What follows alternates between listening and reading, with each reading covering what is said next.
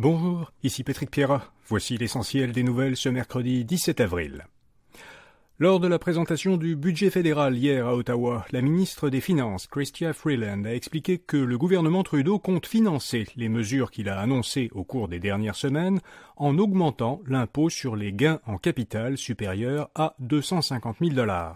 Cette mesure devrait rapporter 18 milliards de dollars sur 5 ans.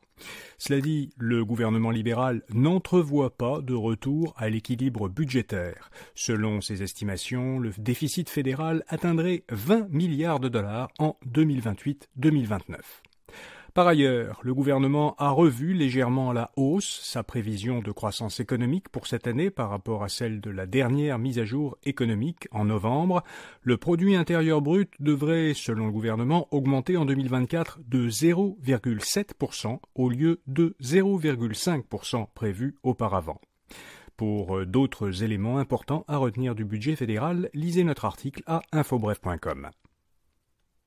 Au Québec, le député caquiste Éric Lefebvre, whip en chef du gouvernement Legault et député d'Arthabasca, dans le centre du Québec, a annoncé qu'il sera candidat pour le Parti conservateur du Canada lors de la prochaine élection fédérale.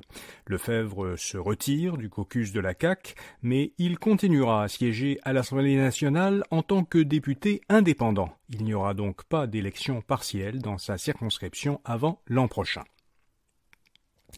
Québec solidaire propose un programme d'immigration pour les travailleurs de la construction. Ce programme permettrait à des travailleurs temporaires déjà présents au Québec d'accéder plus rapidement à la résidence permanente. Pour être admissibles au programme, les travailleurs temporaires devraient avoir travaillé dans le secteur de la construction au Québec au moins 12 des 24 derniers mois, être titulaire d'un certificat de compétence d'apprenti de la Commission de la construction du Québec, s'engager à obtenir un diplôme en construction reconnu et avoir une connaissance du français oral intermédiaire avancée. Québec solidaire estime qu'un tel programme aiderait à combler près du tiers des 7800 postes qui sont actuellement sans titulaire dans le secteur de la construction. Joe Biden et sa femme ont gagné près de 620 000 $ américains l'an dernier. À moins de 7 mois de l'élection présidentielle, le président démocrate a, comme l'ont fait avant lui tous ses prédécesseurs, à l'exception de Donald Trump, rendu public sa déclaration d'impôt. L'essentiel des revenus du couple Biden provient du salaire du président Joe Biden, qui est de 400 000 $ américains, et du salaire d'enseignante de Jill Biden. Au Canada, l'inflation remonte un petit peu, mais pas à l'épicerie. Le taux d'inflation sur un an est passé de 2,8% en février à 2,9% en mars. Cette légère accélération s'explique surtout par celle des prix de l'essence et, dans une moindre mesure, des coûts de logement.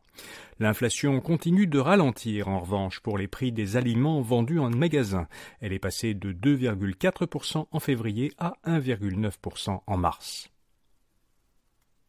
Le fabricant d'équipements sportifs CCM est à vendre. Selon le Globe and Mail, l'entreprise montréalaise a été mise en vente par son propriétaire, un fonds de capital investissement de Toronto.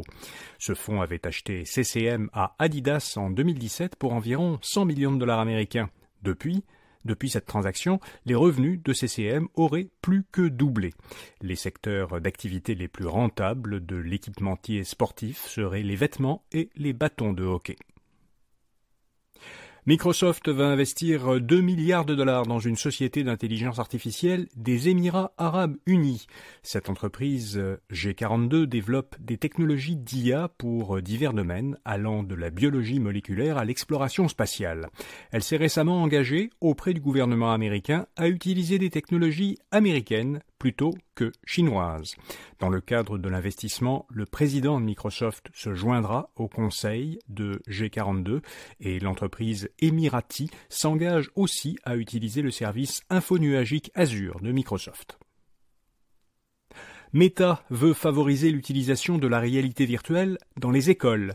L'entreprise californienne dit qu'elle lancera plus tard cette année un logiciel destiné aux enseignants pour leur permettre de gérer plusieurs casques de réalité virtuelle Quest en même temps. Quest, c'est le nom des casques de réalité virtuelle de Meta.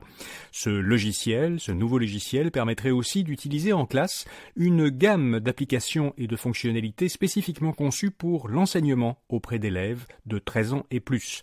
Meta donne en exemple les possibilités de visiter virtuellement des musées ou de marcher aux côtés de dinosaures. Et puis, quel est l'aéroport le plus achalandé au monde ? Eh bien, selon le Conseil international des aéroports, un organisme établi à Montréal, 8,5 milliards de transits de voyageurs ont été enregistrés par les aéroports internationaux l'an dernier.